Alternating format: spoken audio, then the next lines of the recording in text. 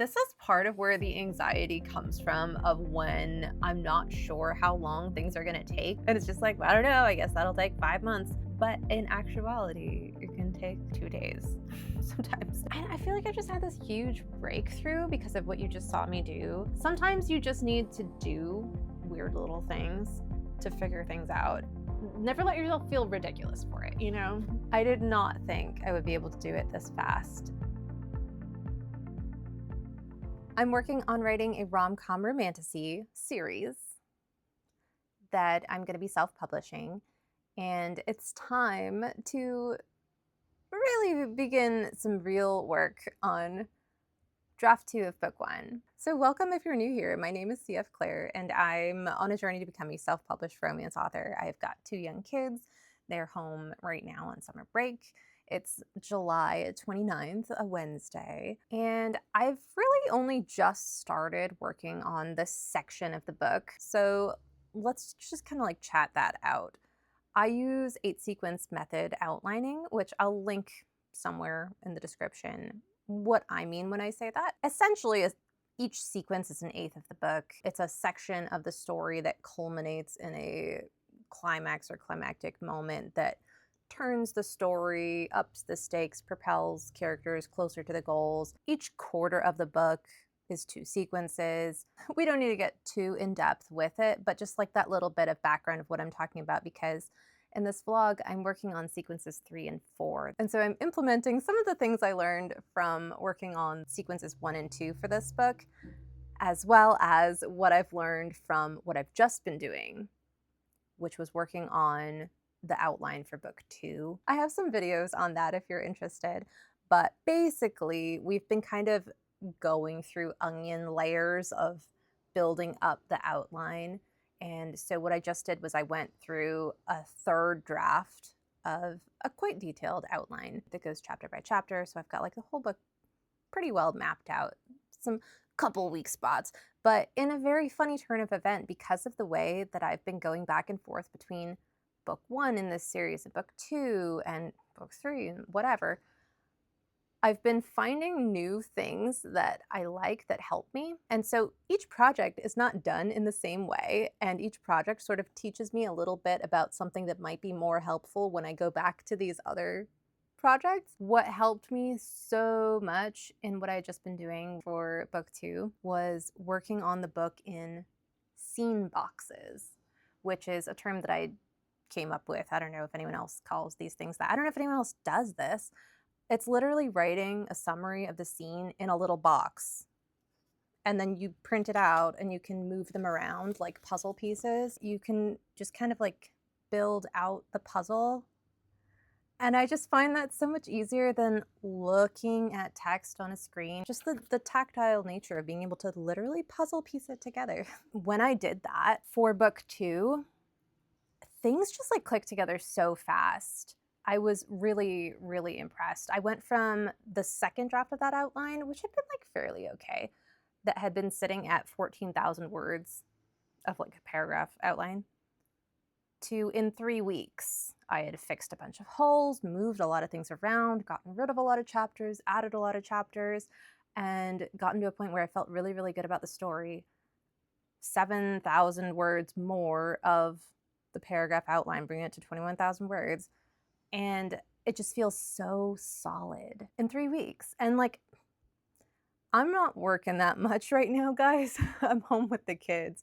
So, and I was also on vacation for part of that. So anyways, all this to say, this process just like seems to work real well for me for the developmental editing stage that I'm doing right now. So I'm taking that with me, and I'm trying to apply that now to book 1, which, for context, book 1, it has an entire first draft written that it was 90,000 words. I have also edited to a draft 2 standard the first quarter of that book, not having used scene boxes or anything like that. But I'm really excited to bring that knowledge from what I just did over to this, because I think it can really help make it a lot faster. So I hope that wasn't too confusing, but we've got 6 pages of these scene boxes that I made. The 3rd sequence takes us from chapter 21 to chapter 29. And then the fourth sequence takes us from chapter 30 to 37.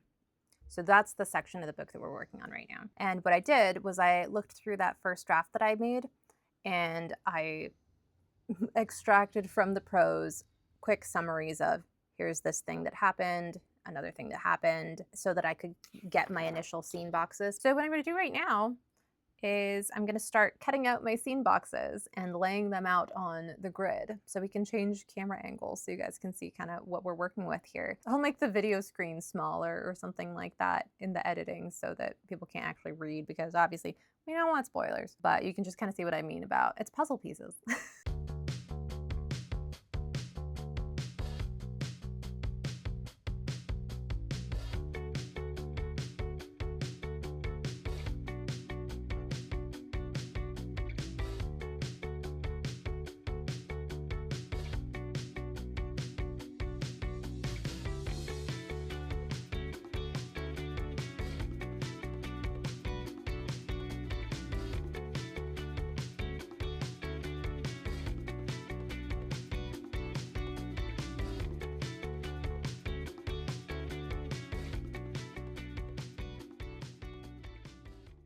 So it's Thursday afternoon, and this is so crazy, but I finished updating the third sequence. That was fast. I don't know. I feel pretty good about it. So yesterday I started making actual changes to these little scene boxes, and I've only spent 3 hours working on the project between yesterday and today, and I'm done with that third sequence. I haven't done anything on the fourth sequence yet, but that's still crazy to me. 3 hours? That's nuts. Now, I didn't go into the actual chapters. I haven't changed anything in draft, but I feel really good about the changes I made to the scene boxes. So I think by going off of those scene boxes, the new information I have there, it should be really easy to just be like, okay, cut this stuff out of that chapter then. We're not doing that anymore. Insert this stuff that we are doing now. So it's just so much easier than working with these big blocks of text and looking at each paragraph and being like, does it make sense that this paragraph is in this spot? She's like, no. With these big developmental story level edits, look at the summary of what it is supposed to be and then summarize what is changing. I don't know. That is just so game changing. This is part of where the anxiety comes from, of when I'm not sure how long things are going to take and I just know things are not working right now and I need them to work. And it's just like, I don't know, I guess that'll take 5 months. But in actuality, it can take 2 days sometimes. But let's talk about some of the changes, because to be quite honest, sequence 3, there was not a lot of things that needed to change. The first 2 sequences, for instance, had quite a lot of events were changing, timelines were changing, people's motivations were changing, backstories had changed a little bit. So there was like a lot to work on when I was doing the first quarter of the book. But for this quarter, there's much less changing. It's more about, did I share too much information too soon? Would they have been that open at this stage? And mostly no. At the beginning of the sequence, I'd kind of had things starting too slow. Like there was a whole chapter of reaction after the decision that ended the first quarter, where they had the adhesion thrust and they had their goals set. And then the next chapter was literally just like a reaction of that and hardly any actual action happening on the page, which sometimes can work, but it was not feeling like it worked in this particular instance. So I actually borrowed quite a bit of the action points from the chapter ahead of it. Well, let's use chapter names because this is too confusing. So it's chapter 21 was mostly reaction. So I took a bunch of the action points from chapter 22 and I was like, they just happen in her point of view, and that's fine. It's not like a problem. So then we had a lot more action going on while she's reacting to things, and that felt a lot more full. It felt like she was earning her own POV chapter, whereas just the reaction had not been earning it enough. even though we need to see that reaction. So it's like we need it, but we need more. So we have more now. Chapter 22 then was him reacting to how things had changed while they're in motion to get ready to go on this journey. That's like the first step of the goal that they made, agreement they made, what they're going to do. That chapter had been pretty good, honestly. I didn't change very much. Chapter 23, I started it a little bit later in the chapter. So I deleted a couple of the events that were supposed to be, oh, like setting up them going on the journey. This and this has to happen. And instead, I was like, nope, just cut those. Doesn't matter. We don't need to waste time on that. We only have time to waste. So they just are already in motion on the journey when we get to chapter 23. Chapter 23, it stopped too soon.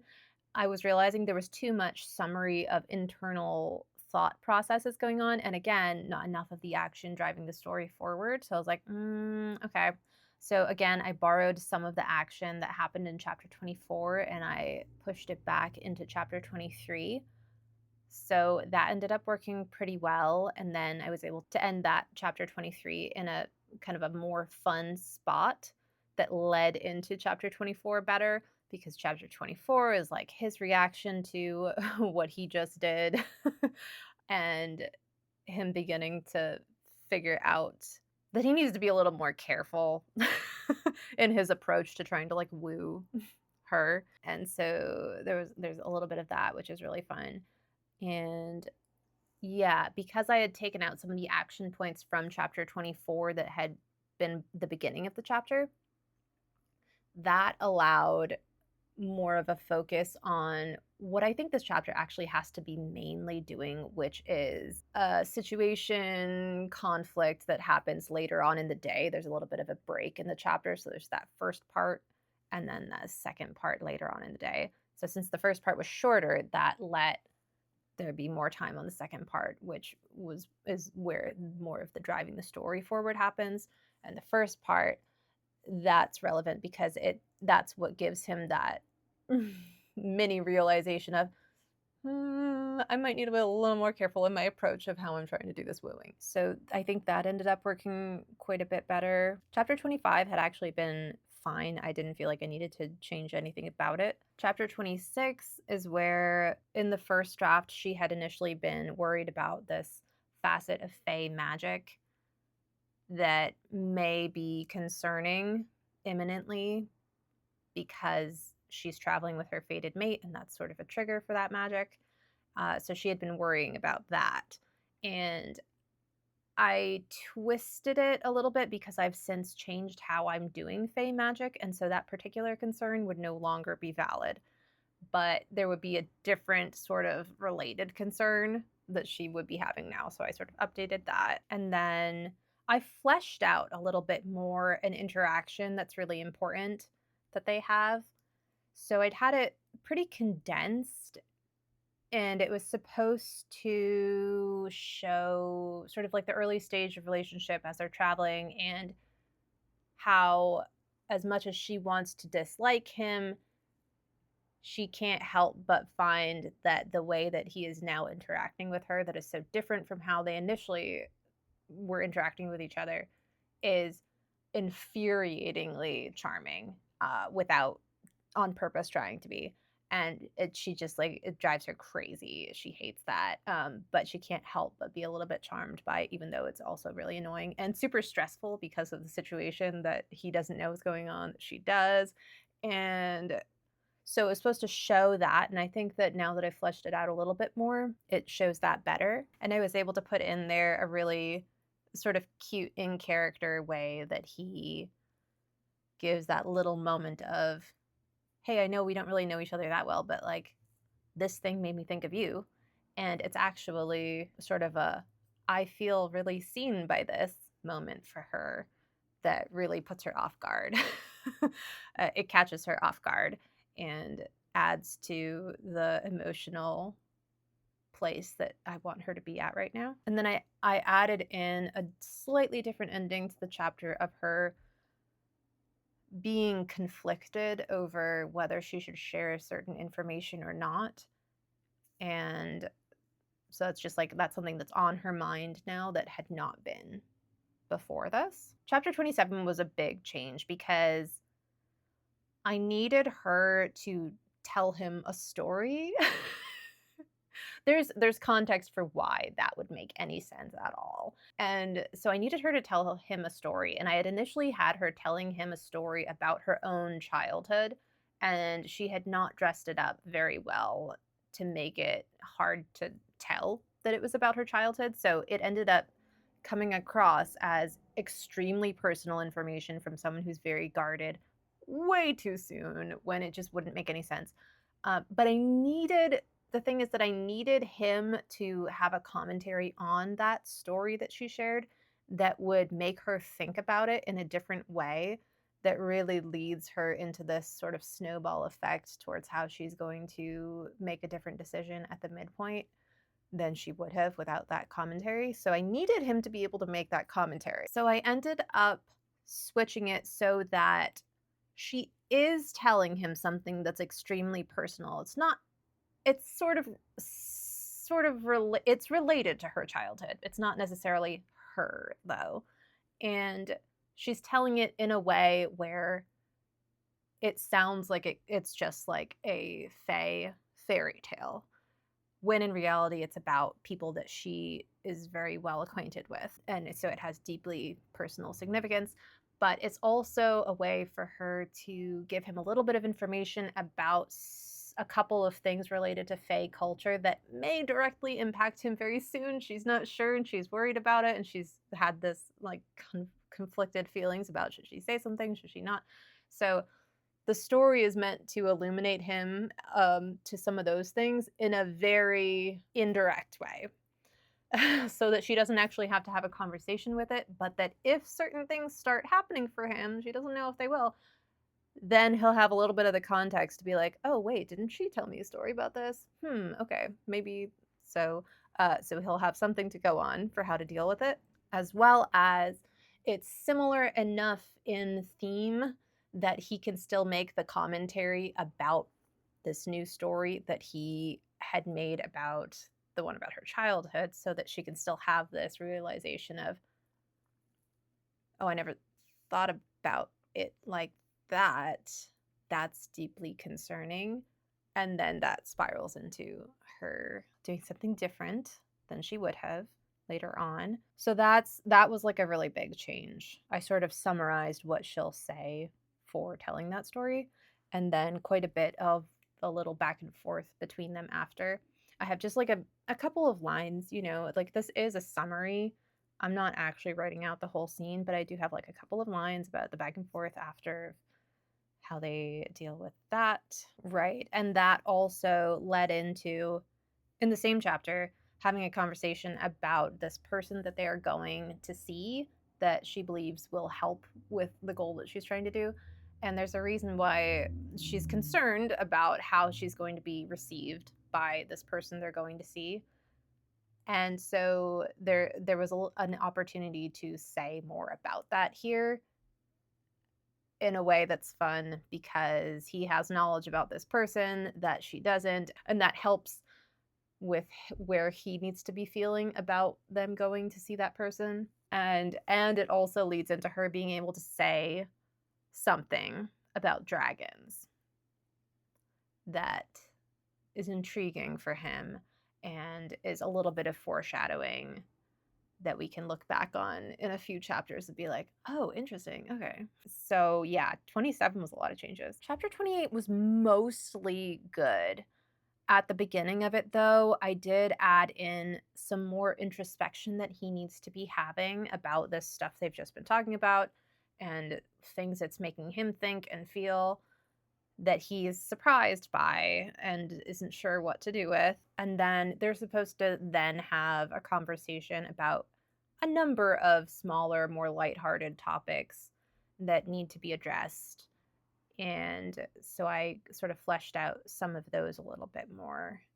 There was a couple more things they needed to talk about that had not been in draft one. And then the ending of that chapter, that's where things had changed, because he has sort of a suspicion about something, And I had the chapter ending with him being tempted to see if that suspicion is correct, and then deciding not to, and deciding to wait and see how things would play out. And he needs to not do that. He needs to have a suspicion about it, wait till she's sleeping, and then see if it is correct. And uh, and it is correct, and that leads him to be like, okay, what do I know about this situation for real then? Now I've had this whole stretch of being charmed and starting to feel things and being taken aback by learning these things. But at the end of the day, here's what I actually know. Here's this thing that's going on. I don't want it to be true, but how can it not be? So he's sort of taken a big step back, which we needed. And then chapter 29, I didn't change anything. 29 was pretty good. That's one that is more on the prose level, needs quite a bit of work, but the actual develop like it has what it needs, basically. So that's what I did. That's what I changed. I'm surprised it took 2 days.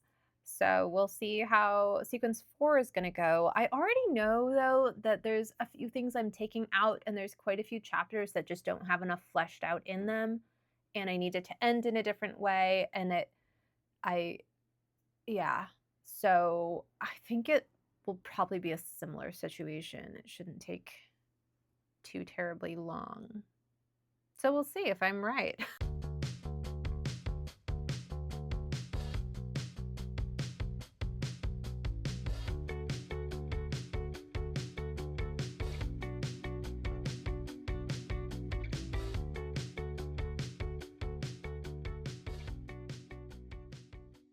So it's July 31st. It's almost 11 o'clock. I've been working on big picture stuff for sequence 4 for the last hour or so. And I feel like I've just had this huge breakthrough because of what you just saw me do. My scene boxes are not done, but it felt notable to just mention because this is crazy. So literally I've spent an hour on this. There's not that much in a sense that needs to change in this sequence, but on another level, kind of there is, because how do I even get into this? I did this a little bit different than I did sequence 3. And it was because I had this problem right off the bat where there were 2 chapters for the male love interest point of view that I felt were sort of redundant, or there wasn't enough happening in each of those chapters to really make sense that they would stand on their own. But I needed them to be 2 separate chapters because I needed to have them sandwiched between a chapter of her own point of view to get the full scope of the progression of things. And that really wasn't sitting well with me. I was like, we're looking at how to tighten the story in this pass. So here's a problem. This should get tightened up. So let's think about this. And I was like, really what I want is to combine those 2 chapters into one. But I still do need to get, we have to have her reaction, her stuff before we get the full impact of those 2 chapters. Does that make any sense? And so I was realizing it's not quite as simple as just combine those chapters. So that was one problem that right off the bat, I was like, before I do any changing of the even scene blocks, it's just do these chapters lineups make sense? And then I was realizing that there's this really big thing that they try to do, and the way that it ends leads into, it was a weak point of the story, and it felt like it really slowed the pacing down the way I had done it. And then we had almost like a training montage chapter of how to try again and come at the problem they were trying to do from another angle, which also didn't work out the way they wanted it to. And that it just felt like, wow, the pacing got really slow. Then there's just problems, but it doesn't feel like the kind of problem that builds to a solution. So that was just okay, that needs to be addressed. That's kind of weird, because also then this 4th sequence ends at the midpoint, right? The midpoint of the entire book is that climax of this fourth sequence, which I hope makes sense. And so then directly after that midpoint chapter, they need to then do another journey because of things that happened. Currently, the biggest problem of all with this draft is that the fifth and sixth sequences, that third quarter of the book, are so bad. And I kind of want to cut basically everything from them except for, funnily, the romance arc. The romance arc between them is actually fine. But literally all of the situation of where they are, the things that happen, the things they learn, I'm questioning all of it in that section. And it's because I hadn't had enough of a grasp of the world building I wanted to be doing. So, like, we're gonna be tackling that. It's gonna work out. But one of the big pieces was, and also they're retreading ground. They just did this journey to get to this location. And then the fifth sequence was going to start with them, okay, journey right back the way they came while this other stuff is going on. But that was so redundant. And I was like, that, even just that thing alone slows the pacing down. So I just really want to figure out, can I cut that journey back? And I realized that there was a bit of world building I'd already done that made it make a lot of sense. And it fits with motivations at this point, that there is a way to just sort of like bypass that return journey. And it can actually happen and kind of works a lot better if that return journey happens right after the thing that they try to do that doesn't go the way that they were hoping it would go. And then it's hard to talk in such vague terms, but trying to convey the functionality of what is actually going on. So forgive me, I'm like trying my best here. So we have props. The props help so much, for me at least. So, okay, yeah, here's the thing that they're trying to do. It doesn't go the way they were hoping for. And then what I've realized is that, okay, in reaction to that, they need to return immediately because of world building thing to a certain location from prior, thereby cutting out all of the journey. We can keep going forward because it's a journey book. We're going places because we have quests. So we can't do redundant journeys. There's no time for redundant journeys. So I think that works a lot better. And because we're able to return, the place that they're returning to and the way that they're returning is going to be such a great opportunity to bring the crew back into the story and progress readers learning more about the crew and how the crew functions with the female main character and how it's all so important to her journey through the book. Because if this is your first video and you're like, what are you talking about? The female main character, Selena, she's the captain of this particular kind of crew that exists in this romantasy sort of universe that I've created. And so the idea for the series, that this is the first book of the series, and then the other books in the series would be the other people in the crew getting their books. And because of the nature of how I've wanted to structure each of these books, they all happen in different locations within the world, and the crew is not physically together after this first book. So in order to get people to care about the crew, it's really important that we get enough time with the crew to learn more about them and become intrigued and be like, yes, when it's that person's book, I do want to read that book. But it all has to have multiple functions, right? Because yes, we need to care about the crew, but it needs to be in a way that makes sense to the plot of this book and why they need to be with the crew for a certain amount of time before journey things. So this is very easy to follow along, isn't it? So now that they are going to be back, there's going to be enough room to have a full good resolution with the crew and the saying goodbye to the crew and all of that, which had been a weakness in draft one. I was like, God, they really need to say goodbye, but like I just couldn't figure out how to do it. So I was just like, okay, well, and then they just say goodbye and they leave. And it needs to be rather more in depth than that. So that leaves such a good opening. And then it also left a good opening for the male love interest to have one-on-one time with the crew that really strengthens kind of reader understanding and some other cool things. and also sets up a certain expectation of here's what he's going to be trying to do, and he has the support of the crew to do it.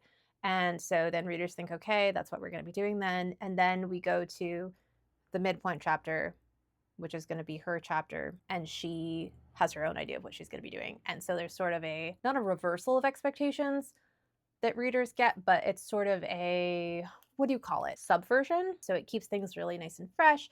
And I think this layout really helps to build towards, like, we've got tons of momentum. We're going places. Oh my God, things are happening. What the hell is going on? Okay, they're going to do this. And then, no, oops, she did that. Oh, okay. So now what? And so I think that kind of pacing works a lot better than what I had. So I'm really pumped about that. How did I get there? I've been working on this for an hour, guys. Like, I don't know how it's, God, I'm so happy with the progress in this. I feel like I'm finally in a stage where my mind is like, I can figure this out, which is such a relief. What I ended up doing, because it was getting really confused. How do I say this? Because there were so many big things that felt like they needed to change that had nothing to do with even the summaries of things that were going to happen in each chapter, my scene blocks that I have already. There was such fundamental changes that I was like, I think I literally need to just summarize in the one sentence, what is that chapter about? Like, whose point of view is it? And what is that chapter about in one sentence? And so I made sticky notes for those, and I put all of those on the chapter that correlated to them. And so when I was looking at the one sentence thing, I was like, okay, yes, not enough's happening in that chapter. It kind of feels like I need to switch point of views. So instead of chapter 30 starting with Selena's point of view, I think I need to start with Ragnar's point of view of what just happened, so that then the sequence of people, like being in people's heads for the situations, makes so much more sense. And that allows me to combine the two chapters I'd been wanting to combine. And so that all made a lot of sense, but I was like, I need to track it. So I decided to take an index card. And I was like, okay, if we're looking at each chapter, like say chapter 34, let's write a post-it note of what would be the main idea of this chapter if it happened in this placement in the book under Selena's point of view, and what would be the main meat of the story if it happened in Ragnar's point of view. And I just did that for each of the chapters in this section.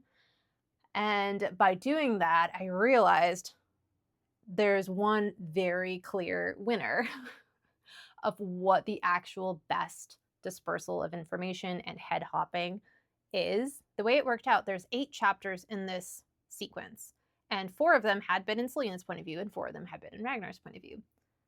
And there still are 4 chapters in each of their point of view, same amount of chapters. We've changed a lot of the situations that are going on in that second half of this sequence. And also, it's almost a complete flip of, like, chapter 30 used to be in Selena's point of view. Now it makes sense it's in Ragnar's. 31 had been in his point of view. Now it makes sense it's in hers. 32 had been in hers. Now it makes sense it's in his. So much flipping. But that just makes so much more sense. So I'm really glad that I did that first, rather than trying to just start with the scene blocks. So I hope this all makes sense.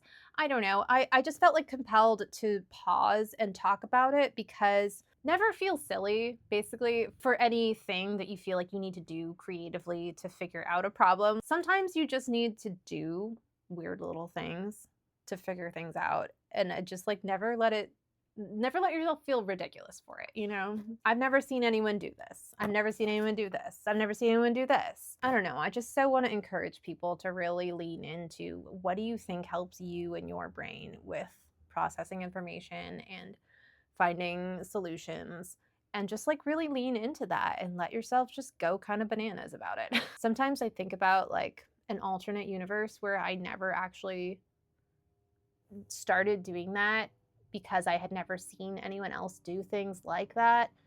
And I think, God, what if I was still just like looking at my computer, trying to figure out how to fix things through looking at walls of text? And I just like, I can't work like that.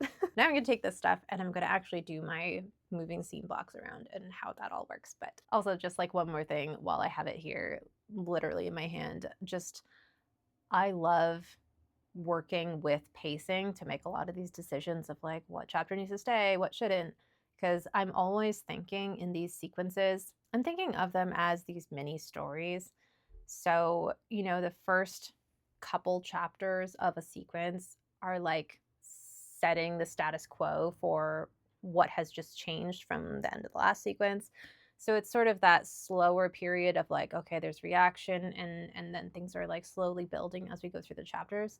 And by the middle chapter in that sequence, there needs to be a big change. We need like a midpoint to the sequence so that we have just like continuous pacing going on. And so the midpoint needs to culminate in some sort of way that's going to lead us towards an inevitable moment. So in chapter 35, for instance, we have our inevitable moment, which is just like a realization that the female protagonist has that she needs to have in order to make a decision in the climactic moment of this sequence. So you just kind of have that gradual process of things are like slower at the beginning, and then there's like it's building towards this midpoint, and the midpoint happens and it's like, okay, now we're ramping up, and then there's an inevitable moment or thing that happens, and then that's going to lead right into the climactic moment, which is a major turning point for the story.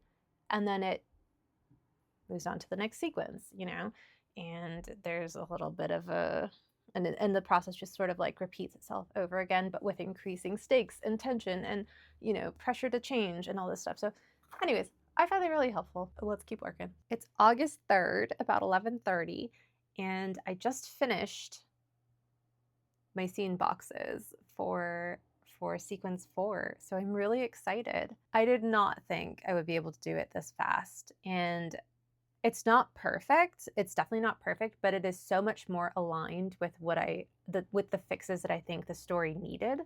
So I'm really enjoying just like letting letting every iteration be a step closer towards what I want it to actually end up as, and not forcing myself to stay on it until I find exactly the perfect thing that feels like it will be, forever in the book. So this has been going really well. There are a couple instances where I feel a little fuzzy on them, like maybe those will change, but for the moment they're working fine with the story. So that's kind of what I'm meaning. Overall, though, I think this lines up so much better and helps fix a lot of the problems that the first draft had been giving me. The one last thing that I want to talk about before we close out the vlog is just that this was what I was working on this morning that really helped untangle the last couple chapters leading up to the midpoint. I had been trying to fix a certain sequence of events that happened leading up to the midpoint. And it was between chapters 34, 35, 36, and 37. There was quite a few things that I knew had to happen, but the order in which they happened felt like I couldn't untangle it. So when I was working with the scene boxes, even just like that amount of moving pieces around, it still felt like I couldn't untangle it. And so I was like, okay, let's just color code things, because sometimes color coding can just help. So I turned my scene boxes into Post-it notes. This is the end of chapter 33. These were the major events that I know had to happen, and they were in the female main character's point of view. So I knew that stuff had to happen. The next chapter I knew had to be in his point of view because of the nature of things. And so the green is his point of view, things that I knew had to happen in that order. But then this yellow one, I was like, I currently have this thing happening at the end of the chapter, and I don't know if it should be in that chapter or the next chapter, or honestly, maybe even the chapter after that. And so I was like, let's just put it in yellow, because that's a problem, right? And then I can pick it up and I can be like, what if I put it over here in this chapter? What if I put it over here in this chapter? Does that help untangle things? So that was sort of the thinking process for why. And at the time, there had been one or two other yellow sticky notes where I was like, I know that this thing needs to happen. And again, I'm not sure which chapter it happens in. And since then, I have gotten everything straightened out in the order that makes the most sense now. But I found that just the color coding so that I can move around those pieces really helped to straighten things out. Because as much as I had been debating whether this thing should happen in this chapter, I was like, if it doesn't though, if it happens over here, then there's not enough of a reaction space, because the characters need to be coming to these realizations that domino them into the decision they make at the midpoint. Like the sequence had to happen fast enough, but while still having enough time to process it so that they could get to that decision point. So that was kind of like the balancing act in this fourth sequence. I hope that makes sense. I never know. I feel like I'm just, sounding a little crazy when I talk about this stuff because I'm not being specific in the situations. So, yeah, hopefully there was something useful that was able to come out of that for you. Let's really briefly just go over, like I did for the third sequence, what literal things changed in the chapters in the fourth sequence. And then I just wanted to share how long it took to do this because I find tracking time really helpful and interesting. So the fourth sequence, chapter 30, had been in her point of view, and we changed it because it ended up making a lot more sense to see his point of view. Chapter 30 combined some elements that had happened from, I think it was like chapters 31 and 33 that had been in his point of view, and those got combined and condensed to make more sense with pacing into chapter 30. So in chapter 30, he offered to help in a certain way with the goal that the female main character was trying to achieve. Chapter 31 is her reacting to everything that's been going on because it's like a lot of stuff that's been going on, and then also considering his offer and coming to a conclusion about what she thinks about that. That's basically the same, but again, some things got condensed from a couple different chapters into this one. Chapter 32, I think, stayed pretty much the same. Chapter 33 is the actual taking place of a certain event. That stayed the same, except that it had been, I think, a chapter later. And so now it's chapter 33 instead of chapter 34. The new chapter 34 is the male main character reacts in a different way to how the last chapter played out. He had been doing something that kept them in the same location, and that really slowed the pacing down. So instead, now he's doing something else that changes the scenery a little bit, which is the missing piece. That had been what really, really, really needed to happen in order to keep us moving along, and also to fix some of the problems then inherent with the coming up the third quarter of the book after this. Chapter 35 had been a problem. That had been where it was like, oh no, I have her reacting in a certain way to what's going on, which is good, it needs to happen, but it also doesn't, it forces her to come to a certain conclusion a little too soon before the midpoint, and she really can't have that conclusion until the midpoint, which is still 2 chapters away. So that had been the problem. So what we ended up with is that there's a different reaction to something that happened, which leads to a delay in processing of information and feelings on what happened that feels more believable. And also adds to the tone of the story, this sort of mythic Celtic mythology vibe, the way that I've tied things in this chapter. Chapter 36 is a big change. The male main character takes a certain action that felt like it really should have been taken, and it was odd that it hadn't been taken in the first draft. Then there's a conversation that happens here that had not at all been in the first draft that really needs to happen. A reminder of some stakes that are going on that also is a raising of those stakes, and it also includes the introduction of a ticking clock, which the female main character had already been aware of, but now the male main character is aware of it as well. So it sort of like ratchets up the tension a bit. And there's a decision that I made in chapter 36 that explains why the situation exists to be played out the way it will play out in chapter 37, so that the midpoint can happen the way that I initially had it, because I really like the way that I initially had it. And by making some of the decisions in these changes, that introduced more complexity to how that situation could have arisen with all these other things going on now. So chapter 36 sort of like took care of that. And then chapter 37 is largely the same, except that I had a dream sequence being in the beginning of chapter 37 that sort of helped explain the state of mind that she's in now, because there was a reason why certain things would have been triggered in those dreams. I know this is like crazy to keep up with, so I apologize. But now there was a different explanation for why that would have happened, and I think that that's more in line with interesting consequences for magic. And so that new setup for the chapter, I think, strengthens how the rest of it plays out, which is the same that it had been. So anyways, that's kind of like what I've been working on. And the last few days have been abnormally productive, creatively productive. I feel like I've had multiple really, really big breakthroughs in the last couple days. So I don't know what that's about, maybe this new August energy, but I'm really grateful and surprised by how much I have sort of figured out. And I know that part of that is due to getting familiar with these processes that really seem to help me, as well as some other factors in like personal life, allowing some more mental space to focus. So, yeah, super grateful. Let's look at the stats. Typically, I don't work on the weekends. That is not necessarily the case all the time. And I believe that I did work a little bit on most weekend days, actually, between Friday the 24th and today, Monday the 3rd of August. So between those 11 days, I worked for about 8.5 hours, going from making my sort of reverse outline of the scene boxes for chapters 21 through 37, as well as all the workshopping for that third sequence and the fourth sequence. So 8.5 hours is roughly 20 time blocks, which are 25-minute increments of focused time, which is how I typically write. To make that reverse scene block outline, it took 6.5 time blocks. To workshop the third sequence, it took 6 time blocks, and to workshop the fourth sequence, it took 7.5 time blocks. So that's really fast.